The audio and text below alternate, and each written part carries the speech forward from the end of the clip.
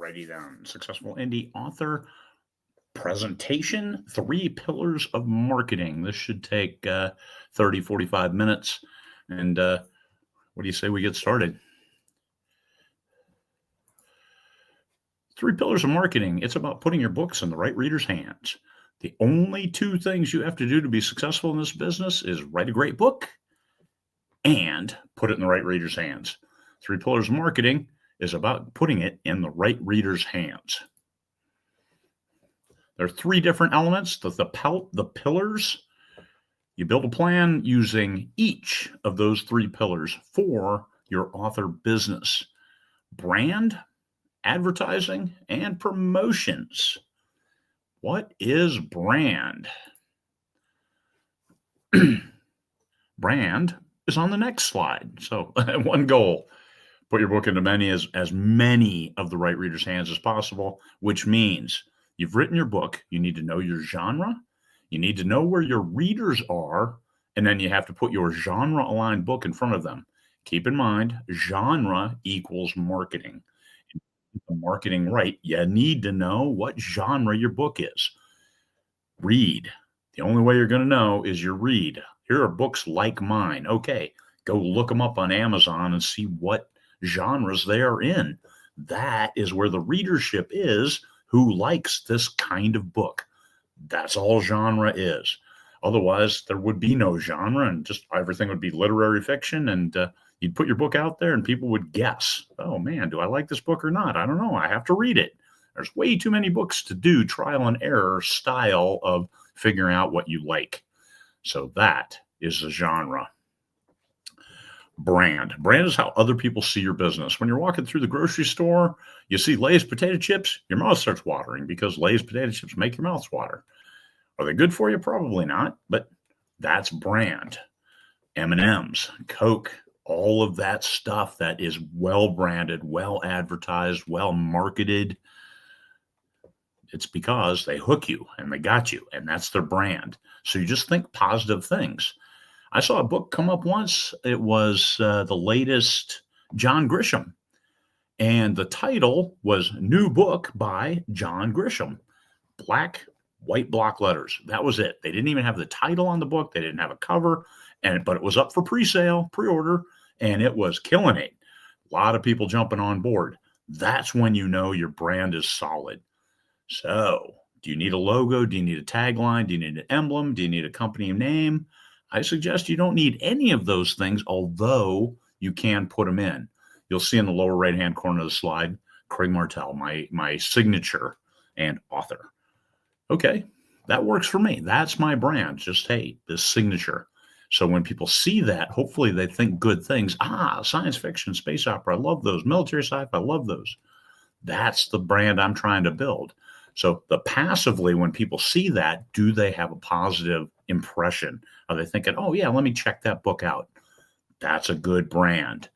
Persona, both public and private. And you think your private persona is private, it probably isn't. So in order to be the right brand, you kind of got to be that way. So if you're total toad in private, but in public, you're shiny, happy people are going to see through that. So brand is what they think of you. So especially if they see you cross that line and turn into toad land, and then all of a sudden come back and say, hey, you think great things about me, don't you? Well, no, I've seen you and you're a toad. Don't be a toad. So your persona, what you project, be that person, especially if it's a positive person who's doing great things. And me, Alaska, I live in Alaska. It's still dark. Of course, 6, 7, 6, 5. It's something in the morning. And Stanley is completely unaffected by daylight savings time, which happened today. So yes, it should be 7, but it's actually 6. And Stanley's already been out on 2 walks because he didn't get the memo. He can't read, so I don't blame him. You can influence your brand, but you can't completely control it. This is where, oh, hey, this person's a toad. But look at my brand. I've got that great logo with my signature. I've got a nice line of books out that's very well reviewed. Yes, but we saw your posts and you're a toad. You can influence it. So don't make posts that are going to be offensive to a large section of your reading public, unless you're happy with half of the readers not reading your stuff. Me, I need every reader I can get. So I try not to be offensive anywhere. Sometimes, yes, I'll state my opinion, but I try to back it up, and this is it, and definitely not about politics or religion. You can't win there. Brand is passive engagement. People walk by, they see that logo. Hey, I think good things about that. Example is a build up to release. Get the readers hungry for your title. That's also branding. It's like, have you enjoyed Craig Martelle books in the past? Well, we got some new ones coming up. We've got a new series. Did you like Battleship Leviathan military sci-fi series? Did you like Bad Company military sci-fi series? I think you're going to love I Soldier military sci-fi series. And that's where brand, you relate the two because they have a positive feeling about this. You relate it and say, hey, take a look. And they'll be on board. Passive. That costs you, branding costs you almost nothing. It simply costs you the engagement and writing great books. Always write the best book you can. Because writing a bad book, the book that you rushed, you didn't plot it out well, you didn't develop the characters well, you didn't run it through beta readers who then could give you honest feedback. So you rushed a bad book out there. You might be able to sell that bad book, but you're going to have a real hard time selling the next book because your brand has taken a hit. So brand, passive, it's what the readers think about you. And so be consistent, be interesting. Hey, I'm from Alaska. Here's all the neat things. Stanley, he lives here. All those kind of great things that help my brand because, hey, that's me. I don't make any secrets about it. I use the same name. I have a pen name, but that failed miserably. I have my name on every one of my books. Pricing also becomes your brand. Are you running too many promotions where you give away a book for free? Too many, like every month you've got 6 books and every month you're giving one away for free. That reeks of desperation. Let's not do that. So let's control your price. Hey, we put that first book on sale, but it's only on sale for a limited amount of time. And then it goes back to full price, and all the rest, of course, they're full price because I'm a professional author, which means I need to get paid for my work. So too many discounts, too steep of discounts. Let's avoid those. Let's build a brand that's based on quality and one that people are willing to pay for. In all cases, quality. You want quality to be your brand. Yes, I've enjoyed Craig Martelle military sci-fi series before. I probably enjoy this one. That's good branding. What is advertising? Advertising is the opportunity to put your excuse me, full price books in front of those right readers. You can also advertise discounted books, but this is full price books. And I use the one main platform that has that kind of impact, and it's Amazon. People go on Amazon to buy stuff. They don't go on Amazon for free stuff. Well, there is a sector that looks, so I always use negative keyword of free books. Anybody who's searching Amazon for free books, none of my stuff is going to come up. None of my ads are going to show. They're not going to be able to click. And that's how I want it. I want people to look at the book, and then that blurb says, hey, are you this kind of reader? Do these things excite you? Is this interesting? Then maybe you should read this today. So that's advertising, putting that right book in front of that right reader. And Amazon knows who buys what. They have all of that information. So you reach into the marketplace where the readers are, because if people are browsing military science fiction, I want my ad to be one of those first 6 on that first page. That is where I want to hit. Because how many people click over to the second page? The old joke was, where do you hide a dead body? On the second page of Google search results.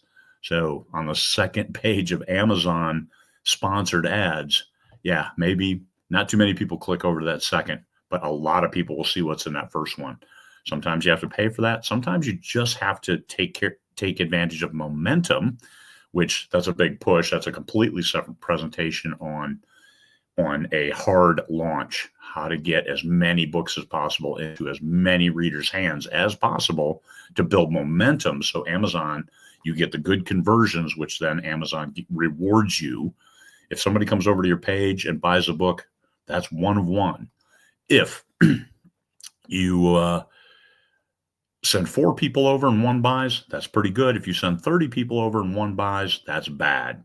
And Amazon is not going to reward you, and you're not going to be on that first page of sponsored ads. This is a push. You're pushing your product in front of them, and at full price, here is a book. That's it. Not, oh, here's a discounted book to pick your interest. So click through. That knows you have the potential readers. You have them interested. And the best testament to quality story is they click over and they buy on pre-order the next book in the series, or they just immediately click over and buy the next book if it's already available. So that's why I consider it extremely important to get that next pre-order before you publish this book. Have the next one on. You could do a 1-year advance pre-order for a book. That should be plenty of time to write a book, make sure it's good, run it through the quality control process, and then publish it.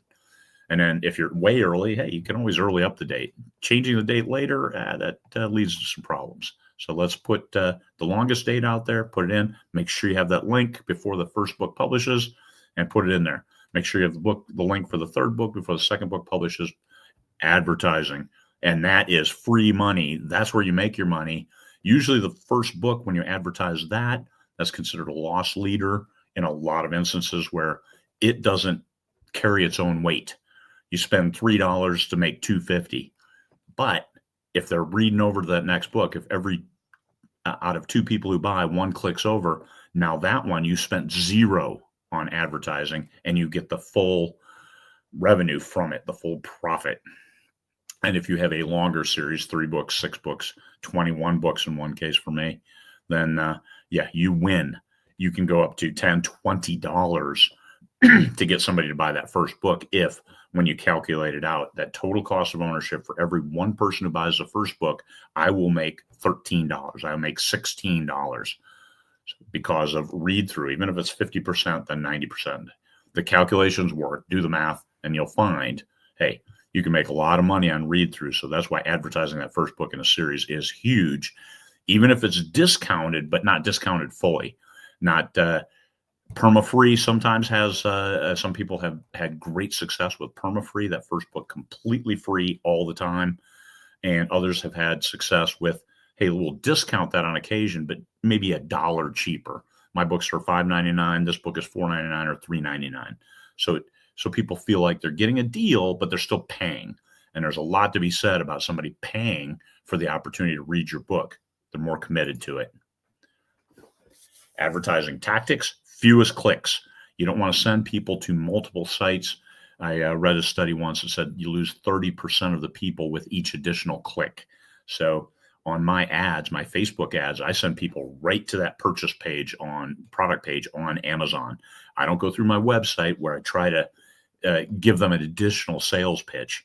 I've already been successful with the Facebook ad. Let's go where they can buy it with 1 click at that point, and they're good. So, and that's the shortest route I can take. I want to have people have instant gratification. So this is when they click that, they can go buy that book. So I do advertise pre-orders on occasion, but I think that turns off more readers than it turns on. And yes, I do get some sales through that. However, I have drawn back from that, and I think I'm just going to advertise books that are already available and then let the people read through and say, good, there's 6 more books in this series. Let me buy those pre-orders. Let me follow Craig Martelle on Amazon, and I'll get notified when they come out. All good things. And deliver on your promise. Like I said earlier, you can do a year pre-order, but don't miss it. Don't go long. You can early it up. That's cool. But you deliver. If you promise a book, deliver it. So I usually double up my pre-orders. If I know it's going to take a month to do a book, I will do a pre-order for at least 2 months out, maybe 3 months, in order to make sure I give myself enough slack time to get that book done and deliver on time. If you can't deliver on time, you've broken trust with your readers, and it's hard to get them back once they're gone. because there are a lot of great authors out there. And if they move to somebody else's books because, hey, you promised me a book and didn't deliver, you might never see them again. Don't do that. Use platforms that reach your right readership. So if you're advertising on Facebook, like for me, I'm looking for people 45 to 65 plus. I'm looking for older people. And they seem to get my books. They seem to like them because my Easter eggs are all from the 70s and 80s because hey, I'm an old guy, and that's where I find the greatest sense of humor and products to insert and Easter eggs to hide, as opposed to anything new like sus or yeet. I have no idea what either one of those terms mean, and I shan't use them except as an example of what I don't know. So I'm not going to put that stuff in there. So I'm not on TikTok because the younger demographic, that's not who my books appeal to. My books appeal to older folks, former military. So I do advertise and market to veterans groups, things like that. Start small, work your way up. You only have to get that ad out there. You don't have to pay top dollar. So if Amazon recommends your ad price from 35 cents to $2.10, do not bid $2.10. Just go with 35, but then let it move up and down, maybe 100%. So the most you'll pay is 70 cents per click.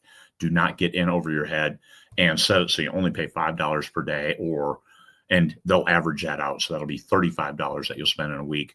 Facebook, you can constrict those ads so you never pay more than, say, 15 cents per click or 10 cents. You can constrain it as much as you want. And I suggest you try that. And if they're not showing your ads, nobody's clicking on it, well, then maybe you do need to inch it up a little bit, but you don't have to eat 38, 40 cents a click on a Facebook ad. Absolutely do not. You can go lower. Refine your targeting first.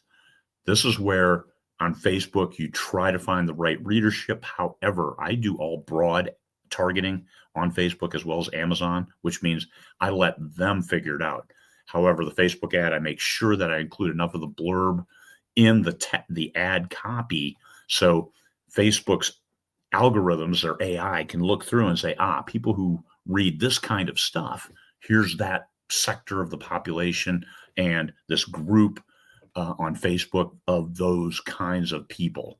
And then it sends it there. It shows it to them. They know. Same thing with Amazon. I just do broad targeting. All of US, have a nice day. And a final note on ads. Doubling your ad spend does not double your income. Keep in mind. So if you're spending $5 a day and you're making 20, cool. If I spend 10, I'll make 40. No, if you spend 10, you might make 30. And that may not be the right 10. You may have to start a new ad and just start it at $10 or $15 a day. And there's things the games you have to play with their algorithm, but trial and error, watch it for a week, see how it's doing, see what search terms it's using. And maybe one search term keeps popping up and you don't want that one, like free books. Take that. So I'm getting lots of clicks from that, but I'm not getting any sales. Make it a negative term. You remove that, and then all of a sudden now the refined group of people it shows it to is much, much better. Promotions, the final pillar of the 3 pillars of marketing. Sales, samples, and shares. You're in the grocery store again, and you've never had a Lay's potato chip, but there's a person at the end of the aisle with a table with a bag of potato chips and little dishes, and they've got a couple potato chips in there. Hey, try them. That's promotions. That's giving people a sample, even if that sample is discounted. Hey, a bag of Lay's is $10, but for $1, you can try this little sample. Okay, here's $1. I'll try that sample. No, people don't do that. I mean, they give them away for free, but books, it's a different story. You've got a full novel here. Are you going to give it away for free? Sure. I've given away hundreds of thousands of books for free, and it's okay.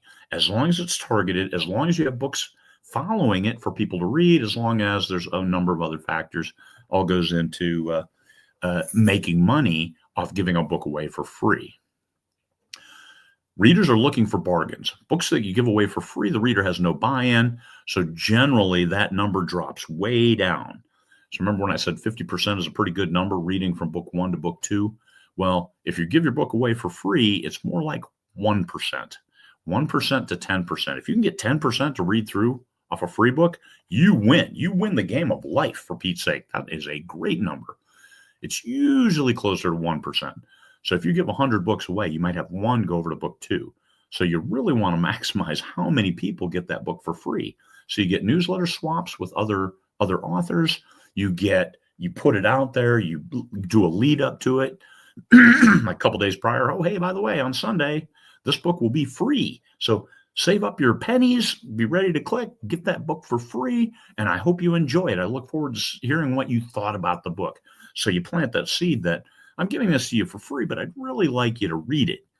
Now, when you put it on sale for 99 cents, you've got a book $4.99, 99 cents, that's 80% off. Hell yeah. Somebody pays 99 cents, they're much more likely to read the book than if they got it for free. So 99 cents, I'm a big fan of the 99-cent single book, and $2.99 as a discounted box set. $2.99, you get 70% royalties on Amazon. So, hey, that's a good number. And $2.99 for 3 books, less than $1 a book, hey, that's not a bad deal.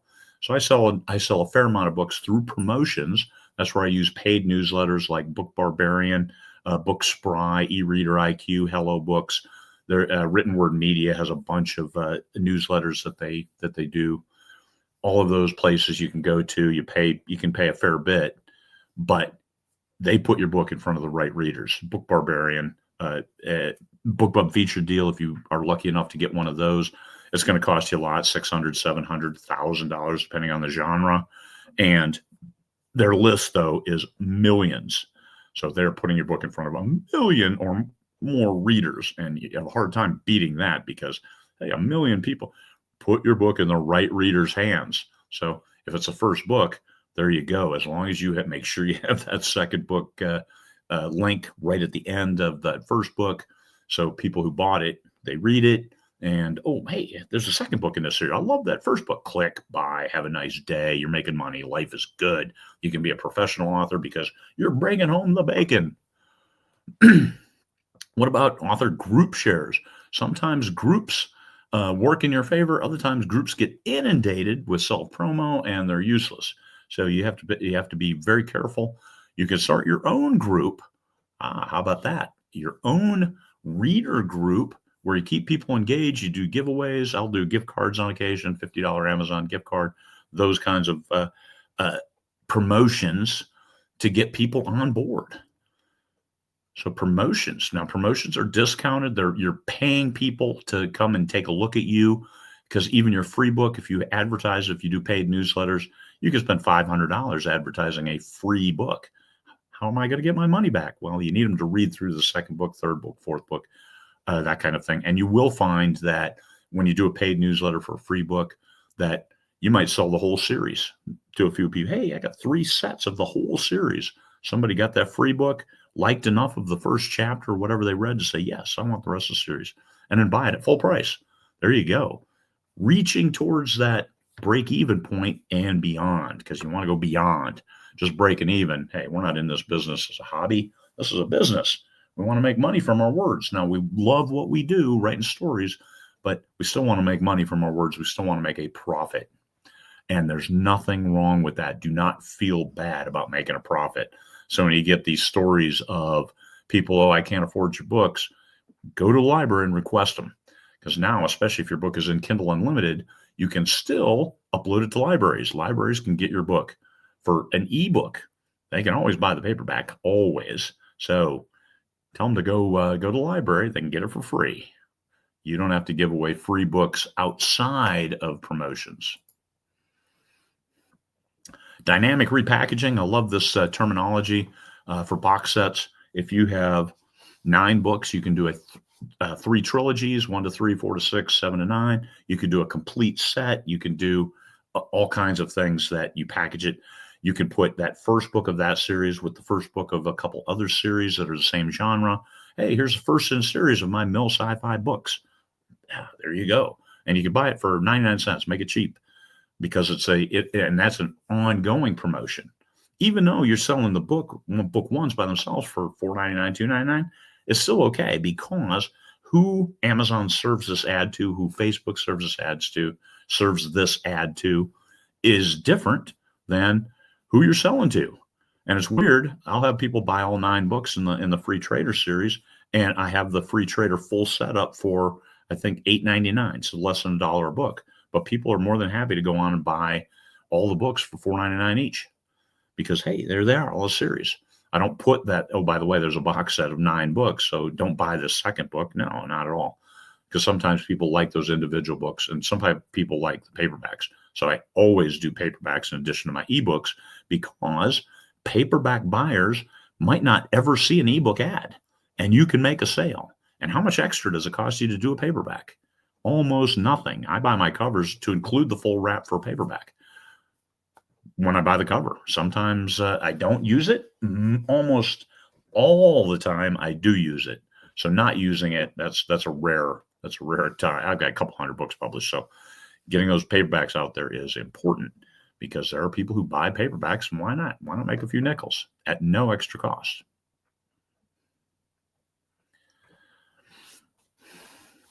There's a lot to be said for in-person sales too. So you buy your books at author price, the wholesale be cheaper than wholesale price, and you go do a show. Yes, you pay $100, $200 for a table, but you can bring on board readers, especially after you have more than 1 or 2 books. You've got now a library, your own mini library, bringing those people on board. So it's more than just, hey, here's selling this book paperback to you for $10, $20, whatever you can get, whatever the market will bear. It's bringing more readers on. Readers are the biggest value that you can get. So that's the free books because I want more readers. 99-cent books because I want more readers. Advertising because, hey, these stories resonate. And once people come on board, more readers. You always want to keep building your readership. What about other revenue streams? Audio, translations, graphic novels, board game, merchandise. I do all of this. I got a board game coming out. I think in the spring we'll finally have that thing out. I do not have a graphic novel, but I do have some children's books with a lot of artwork in them and just different ways of presenting a story. Audio and translations, those can both get very spendy doing, but that's a market that may not be served. So do you want to serve that market or not?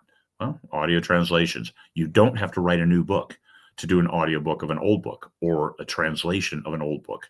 So these are revenue streams where you're not doing new work. You don't have to write another book. Oh, hey, let me write a book in this genre. Oh, let me write a book in this genre. Don't genre hop, especially as you're building yourself up at the beginning. Stay in the same genre, build that readership, and then grow from there. So what about the 3 pillars? What are you doing in regards to branding? What kind of advertisements are you running?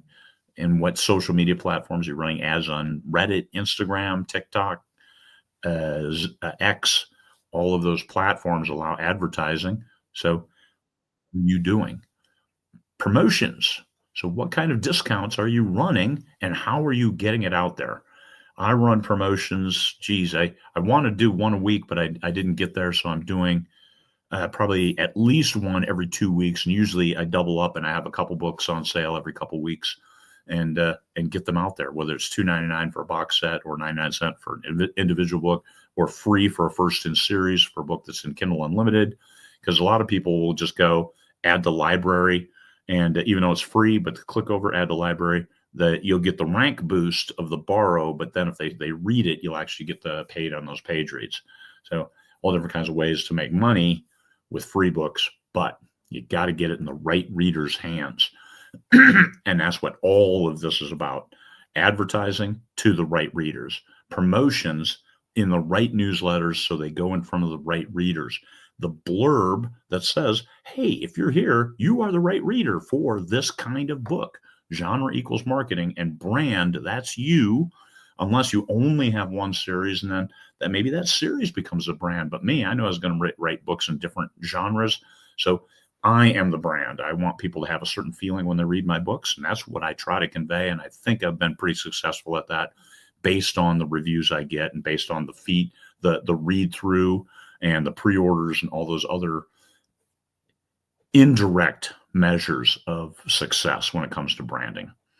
All right, there we go. 3 pillars of marketing. Do we have any questions for the 4 people who are watching me live? Now is your time. Now is your chance. Oh, sweatshirt, you can go to my Shopify store, and that is, okay, the question was, where can I buy that sweatshirt? Off my Shopify store. And I didn't put that in here. Sorry, Lynn. It's, what is the Shopify link?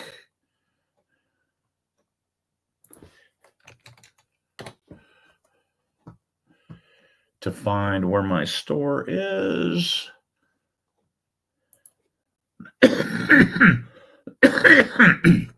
It's craigmartelle.myshopify.com. And there you go, and that'll take you to my store, and you should be able to search from there and find the successful indie author products.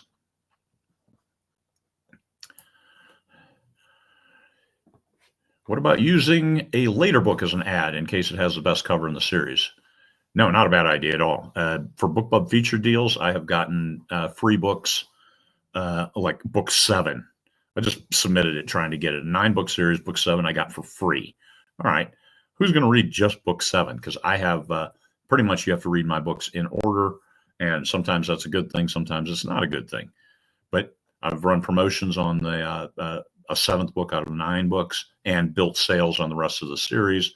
I advertise, that's a promotion, but I advertise the entire series. On Amazon, you do a standard ad, which means it's not custom text, which means you can add all of the ebooks and all of the paperbacks of a single series or of multiple series if there's comparable genre in one ad. I think the biggest ad I have has like 64 products in one ad.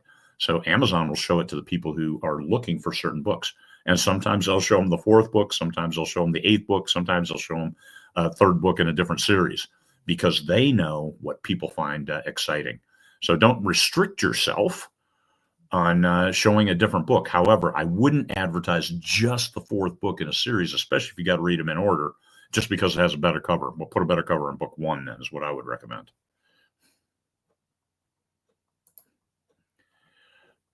Any more questions? And I have recovered books. Most people do over time and recover that first book to find a different readership, recover all the books to find a different readership, because the cover is what gets them to click in the first place. People will judge a book by the cover, but then you got to make the blurb is what makes the sale. You got to make sure the cover is aligned with expectations for that genre. And then the blurb is what, hey, if you expected this genre, you got it. And here's a question that you can't answer unless you read the book. And it's a really engaging question. So that's what you're trying to do. There you go. Thank you, everybody. Appreciate your time. Yep. That's it. That's it for questions. Thank you. Anybody else listening in afterwards, join us, SIA-writingchallenge.com for the No Excuse November Writing Challenge. You set your own goal, you set your own pace, and you deliver, you keep track. However, everybody can see how you're doing, and that's it. It's nothing, no pressure on you. It's just you challenging yourself to write whatever the right amount of words for you is. Stop by at Successful Indie Author to follow us on the YouTube channel or on Facebook. Peace, fellow humans.